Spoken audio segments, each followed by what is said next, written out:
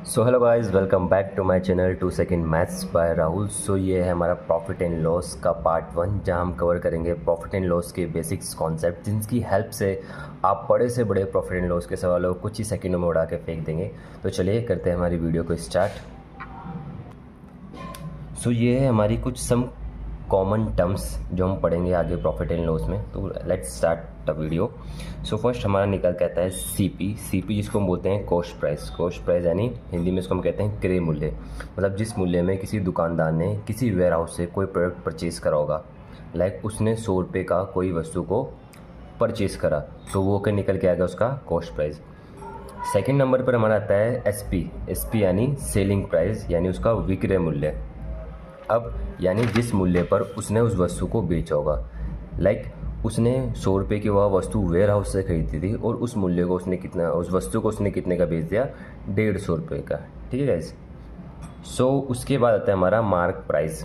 सो ये जब आप क्वेश्चन में इन चीज़ों को करेंगे तो आपकी ये चीज़ें और ज़्यादा क्या हो जाएगी, क्लियर हो जाएगी। फिर आता है मार्केट प्राइस, यानी उसका जो अंकित मूल्य होता है। माना उसने वेयर हाउस से ये सामान क्या है 100 रुपये का खरीदा, लेकिन जब उसने उसका प्राइस को मार्क करा पैकेट में, तो उस प्राइस में उसने कर दिया 120 रुपये से प्रिंट कर दिया। तो जिसका जो मार्क प्राइस होता है, यानी जो पैकेट में हम वस्तु लेते हैं उनका जो प्राइस मार्क होता है, उस प्राइस को उसका क्या बोलते हैं, मार्केट प्राइस यानी मार्क प्राइस कहते हैं। अब लॉस या हानि निकालने के लिए हम किस प्रकार से इसको कैलकुलेट करते हैं। सो लॉस जब भी हमें निकालना होगा तो हमें क्या करना पड़ेगा, cost price minus selling price, यानी जिस प्राइस का हमने वस्तु को खरीदा और किस प्राइस हमने वस्तु को बेचा, वो जब हम माइनस करेंगे तो हमारा लॉस निकल जाएगा। एग्जाम्पल के लिए हमने कोई वस्तु जो कॉस्ट प्राइस है वेयर हाउस से 100 रुपये की ली, लेकिन बिकवाई के समय हमने उसे क्या बेच दिया, 80 रुपये का बेच दिया। तो यहाँ से हमें क्या हो जाएगा, 20% का लॉस हो जाएगा। ठीक है। अब हमें प्रॉफिट निकालना है, तो प्रॉफिट कैसे करना है, हमें सेलिंग प्राइस में से क्या कर देंगे, हम ना कॉस्ट प्राइस माइनस कर देंगे। एग्जाम्पल के लिए हमने किसी वस्तु को 120 रुपये में सेल करा और हमने वो कितने का परचेज़ करा था, 100 रुपये का। तो यहाँ से हमें क्या निकल के आएगा, 20 रुपये का प्रॉफिट। सो इस तरीके से हम क्या करते हैं, प्रॉफिट एंड लॉस को क्या करते हैं, कैलकुलेट करते हैं।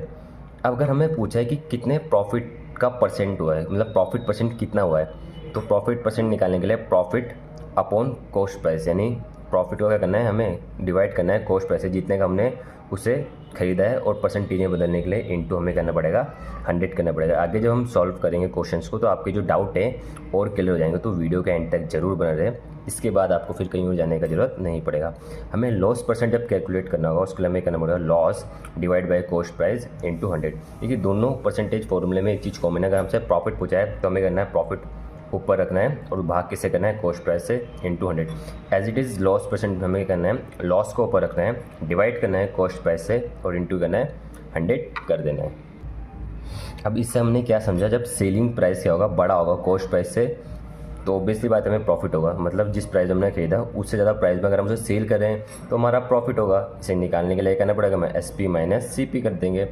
और जब हमें क्या होगा, सीपी बड़ा होगा एसपी से, यानी कॉस्ट प्राइस बड़ा हो रहा है सेलिंग प्राइस से, तो हमें पता है कि हमने 100 रुपये की वस्तु ली, सेल कर दी 80 की, यहाँ तो हमें लॉस हो गया। तो जब हमें इसको निकालने के लॉस के लिए क्या करना पड़ेगा, सीपी में से माइनस करना पड़ेगा अपना एसपी यानी सेलिंग प्राइस को। तो चलिए बढ़ते हैं हमारे क्वेश्चन की ओर, जिसके थ्रू आउट आप क्या है, इन टर्म्स को और इजीली क्या है लर्न कर पाएंगे। सो बढ़ते हैं हमारे क्वेश्चन की ओर। अब एग्जाम्पल 1 में हमें क्या बोला है, जो वस्तु का जो कॉस्ट प्राइस है वो 1000 रुपये है और उसका जो सेलिंग प्राइस है वो 1200 रुपये है। अभी हमने पीछे एक टर्म्स पढ़ी, यहाँ आप देख सकते हैं, जब क्या सेलिंग प्राइस बढ़ा हो कॉस्ट प्राइस से तो ऑब्वियसली हमें क्या होगा, प्रॉफिट होगा। तो यहाँ क्या हुआ, हमने किसी वस्तु को कॉस्ट प्राइस यानी हमने खरीदा था 1000 रुपये का और बेचा हमने क्या 1200 का। तो सिंपली हम देख सकते हैं हमें क्या हो रहा है, 200 रुपये का क्या हो रहा है यहाँ पर प्रॉफिट निकल के आ रहा है। ऐसे हम कैसे कैलकुलेट करते हैं, जब हम फॉर्मूले में रखें तो S P minus C P जब करेंगे, यानी 1000 माइनस 1000 नहीं है 1200 माइनस 1000 जब हम करेंगे तो यहाँ क्या जाएगा, हमारा 200 का प्रॉफिट आ जाएगा। अब प्रॉफिट या लॉस परसेंट हमसे पूछा है, हमें क्या प्रॉफिट हुआ है, तो प्रॉफिट परसेंटेज के लिए हमारे पास फॉर्मूला क्या है, प्रॉफिट बाय सी पी, इसका जो क्रय मूल्य होता है, और इनटू 100। तो प्रॉफिट कितने का हुआ, 200 का। वस्तु कितने की हमने परचेज करी थी, कॉस्ट प्राइस क्या था इसका 1000 रुपये, और परसेंटेज में बदलने के लिए इनटू 100। तो यहाँ से हमारे 3 जीरो से ये 3 जीरो हो गए कैंसिल, तो हमारा प्रॉफिट परसेंटेज कितना निकल गया 20% के इक्वल। तो वो अब बढ़ते हैं हमारे एग्जाम्पल 2 में। एग्जाम्पल 2 में कह रहा है एक वस्तु का जो कॉस्ट प्राइस है, cost price in the sense हमारा जो क्रय मूल्य है जिसमें हमने खरीदा, वो क्या दिया हमें 11,231, और उसका जो SP है यानी उसका जो विक्रय मूल्य है, यानी हमारा जो उसका विक्रय मूल्य है वो कितना दिया हमें 2240.22। तो पूछा हमसे प्रॉफिट या लॉस परसेंट क्या होगा। अब हमने 1100 की वस्तु ली और 2240 की हमने इसको क्या कर दिया, सेल कर दिया।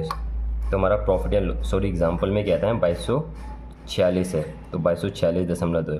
तो यहाँ से हमें प्रॉफिट एंड लॉस परसेंट पूछा है। सो अगर आप क्वेश्चन को ध्यान से देखेंगे तो ये क्या है, संख्या क्या हो रही है अपने आप की डबल हो रही, यानी प्रॉफिट परसेंट भी कितना हो जाएगा, डबल हो जाएगा, यानी 200% के इक्विवेलेंट क्या होगा, इसका राइट आंसर होगा।